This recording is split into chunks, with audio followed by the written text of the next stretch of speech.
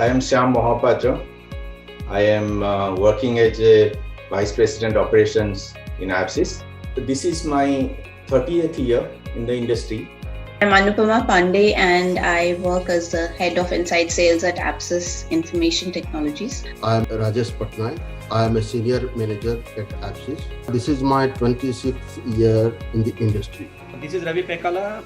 Currently, I am working as a consultant business development for APSIS. I have been associated with the GIS industry. It's more than 20 years. Hi, I'm Dr. Prasoon Ranjan. This is my 25th year in the industry. I started my career in 1991. GIS is a technology which makes a difference in our planet, and it enables us for making key decisions ranging from wildlife habitat, human health, renewable energy, climate change, communication, transportation, water quality, and it goes on one after another. The use of GIS in our day-to-day life shows the future and opportunity itself. For me, challenges are to investigate and invent the solutions. I qualified as an architect, and in those days we used to work with paper maps. Paper maps and ground survey was a very important part. So everything was very, very manual in those days. But I think the time when we started to work, AutoCAD started to come into picture. I worked through different versions of AutoCAD, and slowly I got introduced to GIS. And I remember that in the late 90s, when we had the first telecom rollout in India, everybody had to put towers, all these companies like Airtel or anybody, they were going to Nokias and Ericssons of the world. And they all asked us, where shall I put the tower? And that location suddenly was like premium. It was very, very important. When these telecom companies came and they suddenly had that vacuum because there was no data. The Survey of India maps were like very old, and they were not digital, and they could not be used to do any kind of RF planning. So that was a big challenge. And that is where the GIS industry entered. And they said, we will create data from the Survey of India maps. Remote sensing came into picture, satellite, because land use was very important. See, you had to know where the people were to be able to place the towers. And land use became important. Satellite images suddenly became very important. The skill of trying to interpret those satellite images to derive data became important. And suddenly this whole GIS industry came into picture. See, it was not everybody who was spatially literate.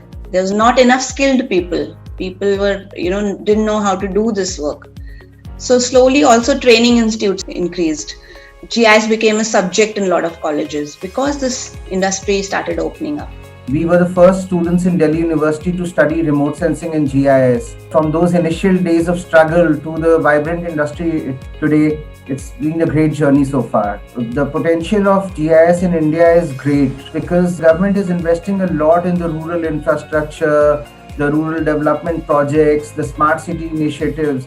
So there's a lot of potential that I see, especially in India. Initially, GIS was a very complex thing which people couldn't understand. But slowly we have seen that the spatial literacy of people has grown. With this technology, we are having a great amount of data, whether it's from high resolution satellite images, UAVs, drones, and then LiDAR and so many other things. So this huge amount of data, you need the tools of artificial intelligence and machine learning will help us utilize this enormous amount of data that is being collected, and we can use it for various applications like smart city, 3D models, or digital twins, IoT or applications, 5G applications. I started my career in the survey, card and GIS industry as a technical assistant in August 1994. And I started drafting on paper as a drafter and later worked as a surveyor. Slowly, I drifted towards the GIS industry and started digitization of paper maps. The future of GIS presents endless possibilities through innovative technology and approaches. GIS has already brought dramatic transformation to data collection and strategic planning in almost all fields, from wildlife habitat, human health, renewable energy, climate change, communication, transportation. So initially I started my career as a GIS and remote sensing analyst, and slowly I moved to pre-sales and now currently into business development. When I started my career in 1999, so that time, all paper maps only. So that time, so everyone wanna digitize their paper maps and then topographical maps. Even to procure any kind of satellite imagery is a very big process, because nowadays it's very easy to approach NRSC or any international satellite data player, and then you could be able to get high resolution satellite imagery just like that. Even the drone technologies and everything came into the picture now. But those days, getting a low resolution satellite imagery is also very, very tough task. In the recent past, fortunately, DGCA started giving the approvals to the drone-based organizations to capture data from low altitude to address the needs of various sectors.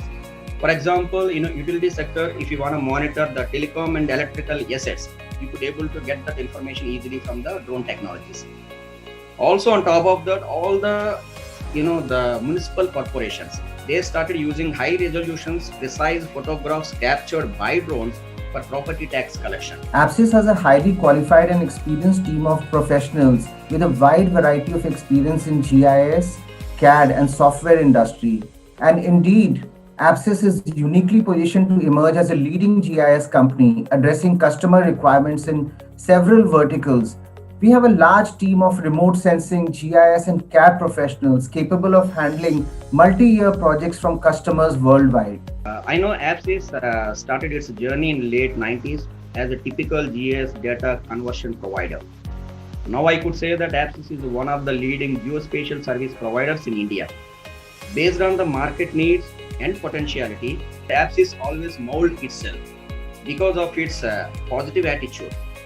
APSIS became one of the leading service provider in the utility market. Exponential growth is very much possible for APSIS because we initiated and started making strategic alliances and partnerships with the technological firms, both in domestic and international markets, to address the current market needs.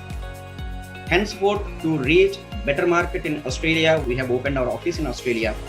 Also, we are planning to open one more office in European market because we do have a large customer base. I started in APSIS in 1998 as a founder member. And in last 20 years, APSIS has created a name internationally in this GIS industry for its quality and timely services. The qualified, experienced, and skilled professionals in APSIS are efficiently addressing our clients' needs, and in previous years, if you see, we have generated many happy customers, from GIS data conversion to LADA data processing, from utility mapping to telecom design. Our engineers have shown their exemplary skills and dedication throughout the year. We have grown to 300 committed professionals, all working together with one goal: to serve the industry with full potential. This is wishing all of you a very happy GIS Day. Happy GIS Day. Happy GIS Day.